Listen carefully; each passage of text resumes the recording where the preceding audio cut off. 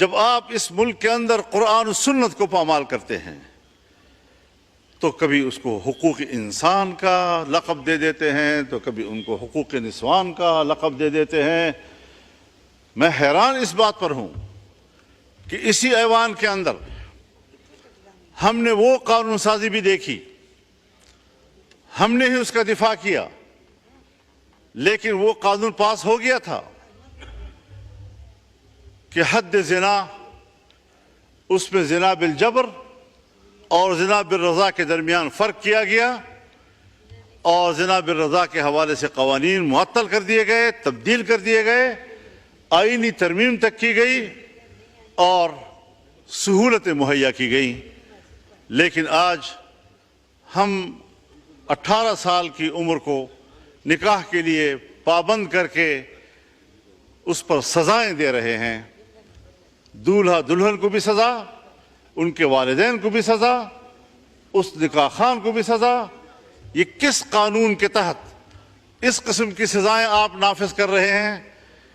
جبکہ اسلامی نظریاتی کونسل اس کو مسترد کر رہا ہے، تمام علماء کرام اس کو مسترد کر رہے ہیں، جو قرآن و سنت کے حوالے سے اتھارٹی تصور کیے جاتے ہیں وہ اس کو مسترد کر رہے ہیں۔ خلاصہ کلام یہ جناب اسپیکر، مسئلے کی نزاکت کو دیکھیں، اس پہلو پہ نظر ڈالیں کہ ہم جائز نکاح کے لیے تو مشکلات پیدا کر رہے ہیں اور زنا بالرضا کے لیے سہولتیں پیدا کر رہے ہیں۔ یہ علامت ہے ایک پاکستان کی اسلامی مملکت کی۔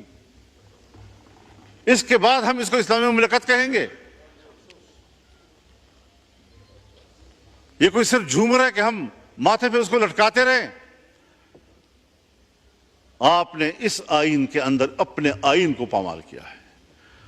آپ نے ایک مسلمان ملک کے پارلیمنٹ کے طور پر قرآن و سنت کو پامال کیا ہے۔ کب احساس ہوگا آپ کو؟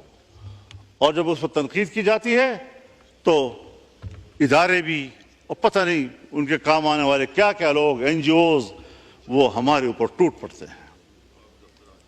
بھائی کبھی آپ اوپن ڈیبیٹ کریں، تم بتاؤ ہمیں تمہارا ملحدانہ فکر، تمہارا لبرل سوچ، تمہاری آزاد خیالی، تمہاری روشن خیالی، آمنے سامنے آ کر ہم بتائیں گے آپ کو کہ وہ کس قدر تاریک ہے اور قرآن و سنت کس قدر روشن ہے اور کس قدر انسانیت کا محافظ ہے۔ چھپے چھپے پھرتے رہتے ہیں، لابنگ کرتے ہیں گھر گھر میں، ایک ایک ممبر کے گھر جاتے ہیں، ہم نے یہ کیا، ہم نے وہ کیا، ہم نے یہ کیا، ہم یہ کرنا چاہتے ہیں، اور اس قسم کی لابنگ کے نتیجے میں ہماری قانون سازی ہوتی ہے۔ نہ ہمارا آئین اس کا تقاضا کرتا ہے، نہ ہمارا ملک اس کا تقاضا کرتا ہے، نہ ہمارا معاشرہ اس کا تقاضا کرتا ہے، اور اس ملک کے اندر وہ کچھ ہو رہا ہے کہ جو خود یورپ میں نہیں ہو رہا۔